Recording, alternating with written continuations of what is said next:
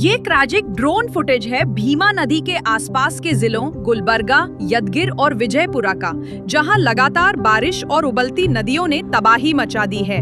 आप देख सकते हैं गांव डूब गए, रास्ते टूट गए और लोग जिंदगी बचाने के लिए रिलीफ कैंप्स में पनाह लेने पर मजबूर हो गए। कर्नाटक मंत्री प्रियंक खरगे ने कहा कि सरकार की पहली प्रायोरिटी लोगों की जिंदगी बचाना है।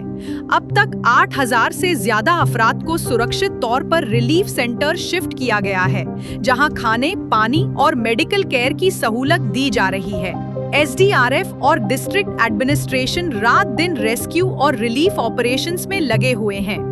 सिर्फ इंसानों को नहीं, बल्कि पशु, मवेशी और किसानों की रोजी रोटी को भी बचाने की कोशिश हो रही है। सरकार ने वादा किया है कि हर मुमकिन रिसोर्स डिप्लॉय किया जाएगा जब तक नॉर्मलसी वापस नहीं आती।